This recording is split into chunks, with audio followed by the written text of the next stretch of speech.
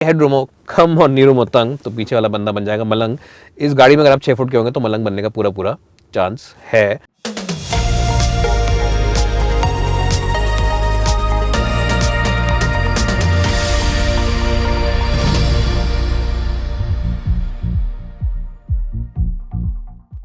हाँ जी, ये है नई BMW की 2 सीरीज़ GC ग्रैंड कूपे से कहते हैं।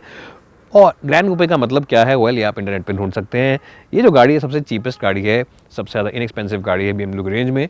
अब करीब 40 लाख का इसका एक्स शोरूम प्राइस है, तो चीप तो नहीं कह सकते इसको, लेकिन हाँ ये जो 3 सीरीज़ है इसकी जो ऊपर वाली गाड़ी है उससे करीब 8 से 9 लाख रुपये सस्ती है। तो उस हिसाब से अफोर्डेबिलिटी के मामले में गाड़ी ठीक है। लेकिन अगर आप 50 लाख खर्च कर सकते हैं तो आप 40-42 लाख भी खर्च कर ही सकते हैं। मैं ये जानना चाहता हूँ आज कि क्या आपको एक्स्ट्रा पैसे डाल के 3 सीरीज़ लेनी चाहिए या ये गाड़ी प्रैक्टिकल है डेली यूज़ के लिए, ये बहुत बड़ा सवाल है। अगर बात करें लुक्स की तो बाहर से जो ये बड़ी ग्रिल है ये बहुत ज़्यादा बड़ी है, ज़रूरत ज़्यादा बड़ी है। और मैं इसका ज़्यादा फ़ैन हूँ नहीं, मेरे को छोटी ग्रिल पहले पसंद थी BMW में, ये थोड़ा ज़्यादा हो गया है, इन योर फेस ज़्यादा हो गया, एग्रेसिव ज़्यादा हो गया डिज़ाइन। लेकिन कुछ लोगों को शायद ये गाड़ी का डिज़ाइन पसंद है। ऐसे आप बताएं आपको क्या अच्छा लगता है, नीचे कमेंट्स में लिख के। प्रोजेक्ट हेडलैम्प्स मिलते हैं, बहुत अच्छा बम्पर मिलता है स्कल्प्टेड है जो, और साथ ही साथ आपको मिलते हैं अच्छे से बड़े टायर जो डिज़ाइन में काफ़ी अच्छे हैं। जो बैक एंड है गाड़ी का वो ज़्यादा स्लीक और मस्कुलर लगता है और काफ़ी स्टाइलिश भी है। बैक एंड और फ्रंट एंड तो मैंने आपको दिखा दिया। अब चलते हैं गाड़ी के अंदर और गाड़ी के कुछ इंटरनल्स बताते हैं आपको कि गाड़ी बैठने में कैसी है और स्पेस के लिहाज से कैसी है। लेकिन उससे पहले एक छोटा सा मैसेज हमारे स्पॉन्सर्स Budmo.com की तरफ से। Budmo are the online experts when it comes to spare parts, and the best point is that they are the spare parts for all vehicles in India। चाहे आपके पास एक छोटी गाड़ी हो, चाहे आपके पास एक लग्जरी कार हो, सबके स्पेयर पार्ट्स इनके पास हैं। और एक और बात जो अच्छी है वो ये है कि they have the most extensive catalog of spare parts and they have the same spare part from a different variety of component maker, यानी कि आप चेक कर सकते हैं कैटलॉग को, आपको प्राइसिंग की फ्लेक्सिबिलिटी मिलती है। अगर आपको कोई पार्ट अच्छा नहीं लगा तो they also promise you 10 days assured return without any hassles, and they also promise you doorstep delivery without any problems whatsoever. Check them out on the website and also download their app. It's available for both iOS as well as Android devices. हाँ जी, मैं आ चुका हूँ 2 CC cabin के अंदर और बहुत ही आलीशान cabin है ये। क्वालिटी के लिहाज से और स्टाइल के लिहाज से जो इसका सेंटर कंसोल है, जो इंस्ट्रूमेंट्स हैं सारे, वो हल्के से ड्राइवर की तरफ को टिल्ट करे हुए हैं ताकि ड्राइवर को ज़्यादा अच्छे तरीके से कंट्रोल मिल सके। और एक ड्राइवर फोकस गाड़ी है ये, BMW हमेशा से ड्राइवर फोकस गाड़ी बनाते हैं, तो ये भी एक अच्छी बात है। क्वालिटी के लिहाज से नंबर 1 गाड़ी है। कोई भी इसमें बटन स्विच पैनल आप देखेंगे तो आप ये नहीं कहेंगे कि यार ये तो बेकार क्वालिटी का, इसको अच्छा होना चाहिए था। और ये जो जगह है, जो सेंटर कंसोल जिसको हम कहते हैं, बीच का जो टनल सा होता है, ये भी बहुत अच्छी क्वालिटी का, बिल्कुल हल्का सा बीच के अंदर ढीलापन नहीं, हिल नहीं रहा है बिल्कुल भी, तो बहुत ही उम्दा क्वालिटी बना रखी है।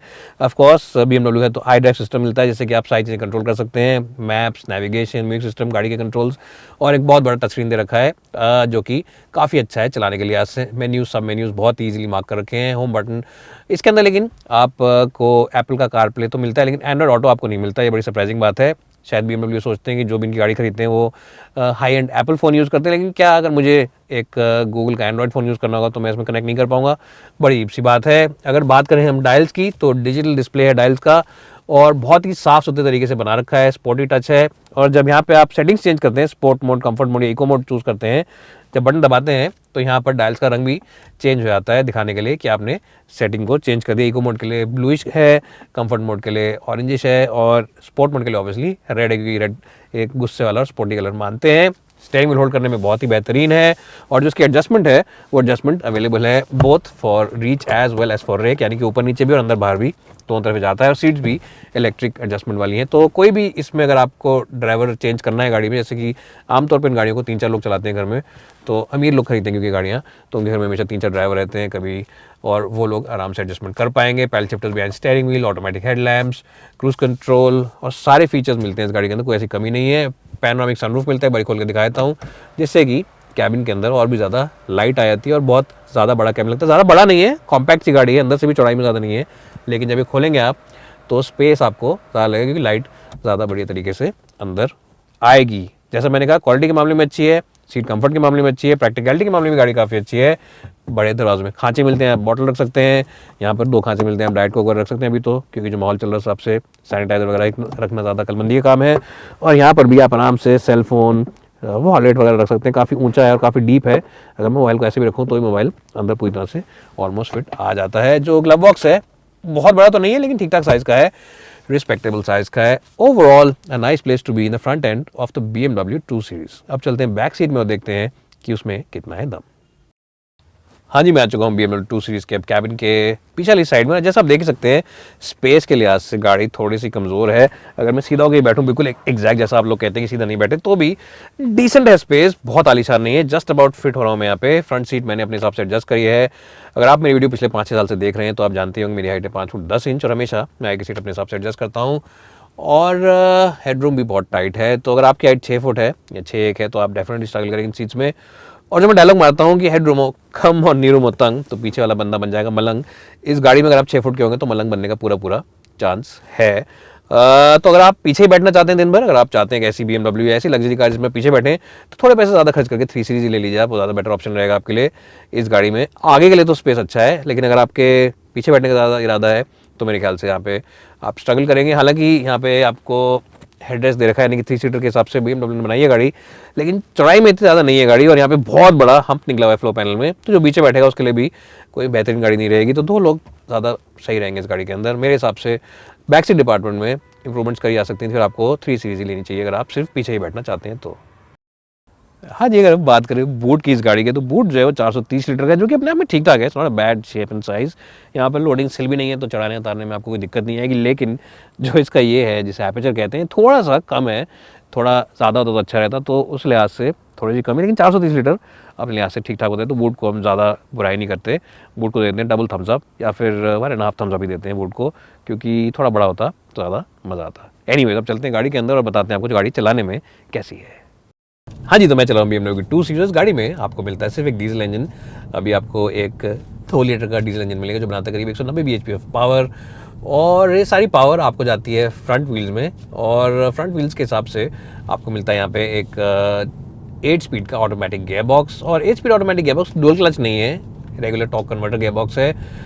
तेज़ है, लेकिन ऐसा नहीं है कि बहुत ढीला है या बहुत स्लो है, आलसी गियर बॉक्स है। पैल शिफ्टर्स भी आप यूज़ कर सकते हैं। थोड़ा सा हल्की सी हेजिटेंसी है, करीब 1700-1800 आरपीएम तक इस इंजन में। डीजल इंजन है तो हर डीजल इंजन में हल्की सी लेजीनेस होती है 1700 आरपीएम से नीचे, लेकिन एक बार 1800 आरपीएम क्रॉस कर जाएगा तो काफ़ी अच्छी पावर डिलीवरी देता है। काफ़ी टॉर्की इंजन है ये, और मिड रेंज बहुत स्ट्रॉग है। 4-4.5 आरपीएम तक इसकी मिड रेंज बहुत ही ज़्यादा स्ट्रॉग है। अब आमतौर पर जो शहर में लोग गाड़ी चलाते हैं वो 3000 या 4000 आरपीएम तक भगाते नहीं है। एवरेज एक बायर जो होता है शहर में, वो 2-2.5 आरपीएम तक मैक्सिमम ले आता है।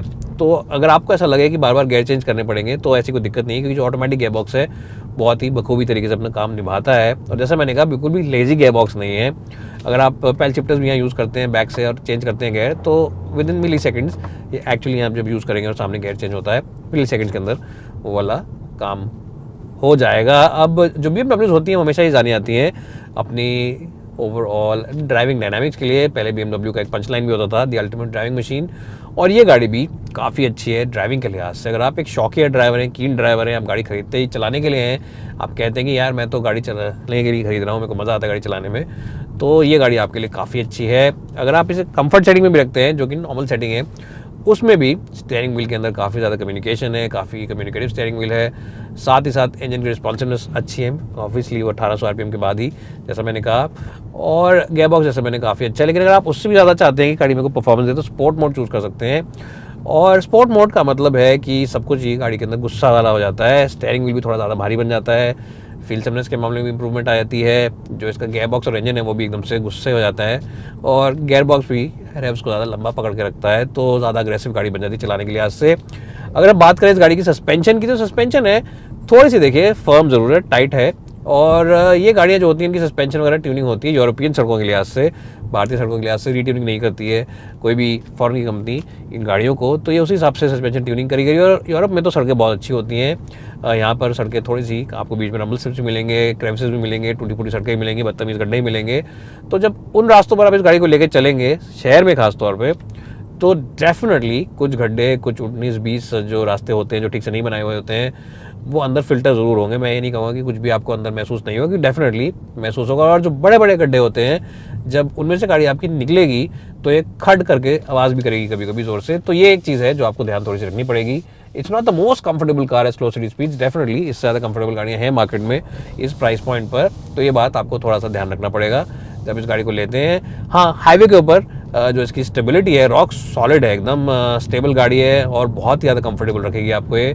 और हाई स्पीड पर तो इसकी स्टेबिलिटी बहुत बेहतरीन है, लेकिन क्योंकि स्लोअर सिटी स्पीड पर ये दिक्कत थी तो मैंने आपको सोचा कि बता दूँ, नहीं तो आप कहेंगे कि कभी भी आप किसी गाड़ी की बुराई नहीं करते, सिर्फ तारीफ़ें करते रहते हैं।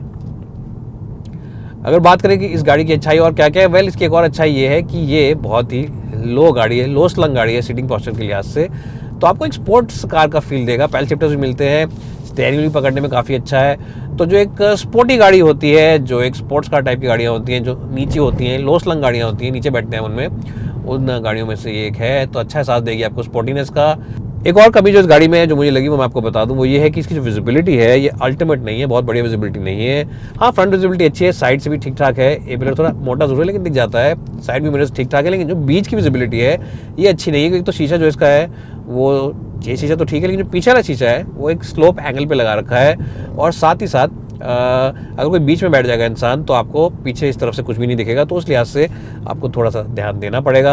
नीची गाड़ी भी है तो उस हिसाब से भी आपको थोड़ा सा ध्यान देना पड़ेगा विजिबिलिटी के मामले में। और एक और जो हल्का सा नेगेटिव मुझे लगा वो ये है कि जो इसका डीजल इंजन है थोड़ा सा नॉइजी है। जब इसको आप ठंडे से शुरू करते हैं, पहले 3-4 मिनट जब तक गाड़ी गर्म नहीं होती है तो क्लैटर क्लैटर की आवाज़ थोड़ी सी अंदर आएगी, तो ये एक चीज़ है जो आपको थोड़ा सा महसूस करनी पड़ेगी। हाँ, 5 मिनट के बाद 6 मिनट के बाद जब गाड़ी गर्म हो जाती है तो डीजल इंजन अच्छी परफॉर्मेंस देता है। पेट्रोल इंजन आएगा भी थोड़े टाइम के बाद, अभी हमने कंफर्म नहीं किया कब तक आएगा, लेकिन hopefully by the second half और the first few months of 2021 petrol engine should also make its presence felt on to this car, तो उससे इंप्रूवमेंट हो जाएगी रिफाइनमेंट के मामले में। अभी थोड़ा सा, लेकिन क्योंकि मेरे को लगा बता दूँ ये बात, क्योंकि डीजल इंजन थोड़ा सा इसका नॉइजी है।